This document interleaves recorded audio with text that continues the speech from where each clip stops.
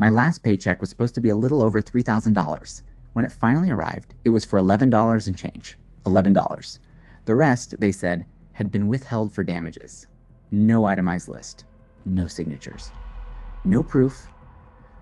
Just a single word on a pay stub, damages, standing in for almost $3,000 of my money. They assumed I would be too rattled, too busy job hunting, to fight over it. 5 weeks later, they paid back every dollar they had taken, added a penalty on top for good measure, and a manager had to put his name on a document explaining, line by line, charges he could not actually prove. I never raised my voice. I said 3 words, in writing, and then I waited. But to understand why those 3 words cost the company so much, you have to understand what they thought they were getting away with. For 4 years, I worked at a small equipment rental company. I ran the front counter, handled inventory, and managed the checkout of everything from power tools to trailers. It was a job built on trust and paperwork, and I was good at both. Every item that left the yard, I logged. Every return, I inspected and signed off. I was the person who made sure the numbers matched at the end of the day, and for 4 years they did. I mention this because it matters later. I was not a careless employee. I was the one who caught other people's mistakes. So when the company later tried to blame thousands of dollars of vague damages on me, they were accusing the one person in that building who kept the most careful records of all. They just did not realize it yet. The trouble started when the company was bought by a larger group. The new owners brought in a regional manager whose only goal was to squeeze every location for more profit. Let's call him Rick. Rick cut hours, cut staff, and treated the people who actually knew the business as obstacles. After a few months of it, I found a better job and gave my 2 weeks notice politely and in writing. Rick's reaction told me everything. He did not thank me for 4 years. He barely looked up. He just said the company would, quote, settle up when I was gone. I did not think much of it at the time. I finished my 2 weeks, trained my replacement as best I could, and handed over my keys. I assumed I would get my final paycheck and move on. I had no idea that Rick had already decided my last check was where he would recover his losses. My final paycheck arrived almost 2 weeks late, which was the first violation, though I did not know it yet. When I opened it, I actually laughed because I assumed it was a mistake. $11.40. I called the office. The bookkeeper, sounding uncomfortable, read me what was on file. The company had deducted the full value of what it called damaged and missing equipment discovered after my departure and applied it against my wages. Almost $3,000 gone, blamed on items I had supposedly lost or broken. Items no one had mentioned to me while I still worked there. Items I had personally logged and inspected. There was no list, no photos, no repair invoices, no signed acknowledgement from me agreeing to any of it. Just the word damages and a number that happened to line up almost exactly with the size of my missing paycheck. That was the moment I stopped laughing and started documenting. That night, I read the wage payment rules for my state, carefully, the way I read everything. And what I found was almost comically one-sided in my favor. In most places, an employer cannot simply deduct money from your wages for alleged damage or loss. Not without very specific conditions. Usually it requires your written, voluntary authorization, signed in advance, agreeing to that exact deduction.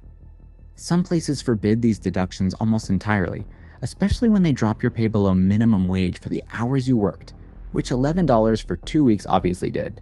In other words, an employer cannot appoint itself judge, decide on its own that you damaged something, and make your paycheck pay for it, all without proof and without your signature. Rick had done exactly that. He had treated my wages like his personal insurance policy. And the law, it turned out, treats that as one of the clearest violations an employer can commit. I did not fire off an angry email. I have learned that anger is exactly what people like Rick are hoping for, because it lets them cast you as unstable instead of correct. Instead, I got organized. I pulled my own copies of the inventory logs I had kept for 4 years, the ones that showed every item checked in and out, signed and dated. I gathered my pay stubs, my offer letter, and my 2 weeks notice. I printed the $11 check and the pay stub with that single word, damages. I wrote a simple timeline. Employed 4 years, clean record. Gave notice in writing. No damage claim ever raised while employed. Final check withheld 2 weeks late, nearly $3,000 deducted. No itemization, no signed authorization. Laid out like that, on one page, it did not look like a dispute over broken tools. It looked like exactly what it was. A company that had helped itself to an employee's wages and hoped he would not know the rules. I took it to a lawyer who handled wage claims, mostly to make sure I was not missing something. She read my one page, looked at the $11 stub, and told me this was one of the cleaner cases she had seen in a while. She explained the part that changed everything. When an employer makes an illegal deduction like this, Many wage laws do not just make them pay it back. They add penalties, sometimes equal to the wages withheld, sometimes a set amount for every day the pay is late. And critically, the burden is on the employer to justify a deduction with documentation and your signed consent.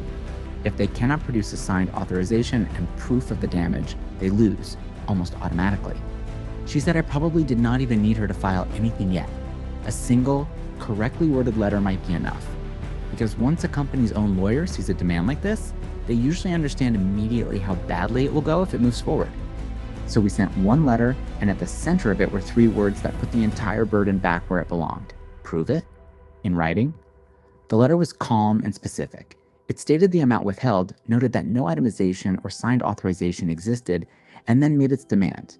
If the company intended to keep $1 of my wages for damages, it needed to produce, in writing, 3 things. An itemized list of every item claimed with its value. Proof of the actual damage or loss, such as photos or repair invoices. And my signed, voluntary authorization agreeing to the deduction in advance. In the very likely event that they could not produce all 3, the letter requested my full wages be paid immediately, plus the penalties the law provided for a late and unlawful withholding. No shouting, no insults, just the company's own obligation handed back to it with a 2-week clock attached.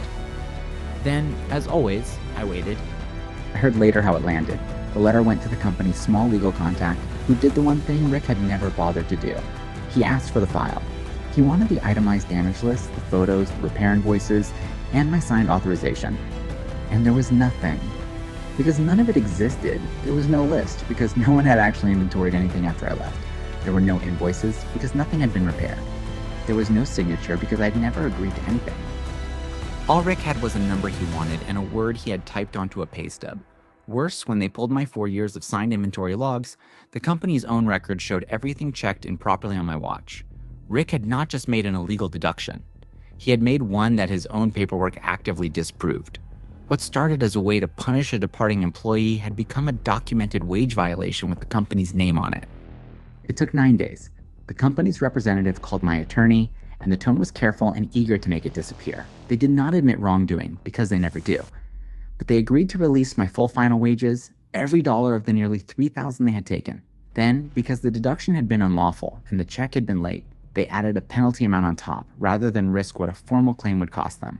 In the end, the manager who tried to quietly skim $3,000 from a departing employee had instead handed that employee more than he was originally owed, plus put the company on record for a wage violation.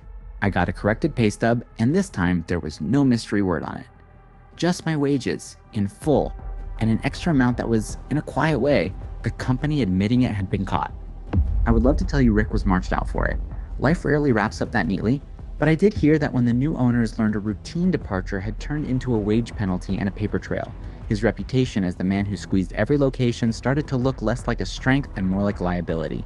A manager who exposes the company to legal penalties to save $3,000 is not saving anyone money. He is creating risk with his signature. I never celebrated it publicly. I did not post the $11 check online, tempting as it was. The people who needed to understand what happened understood it, because this was never about revenge in the loud sense. It was about a quiet principle that too many people forget the moment a paycheck is on the line, a principle that protects you long after any single job ends. They did not pay me because I was angry. They paid me because they could not do the one thing I asked. Prove it in writing.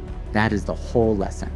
Your wages are not a fund your employer can dip into whenever it decides you owe them something. If anyone ever takes money from your pay for damages, losses, or mistakes, you are allowed to ask for the itemized proof and the signature that the law requires, and very often, that proof does not exist. So keep your own records, know what your wages are protected against, and never assume a number on a pay stub is the final word. If you have ever opened a paycheck that was smaller than it should have been, tell me in the comments what you would have done. And if you want more stories where the calm person who knows the rules walks away whole, subscribe, because there is a new one every Monday, Wednesday, and Friday. The next one is about a security deposit a landlord swore he would never return, and the inspection photos that changed his mind.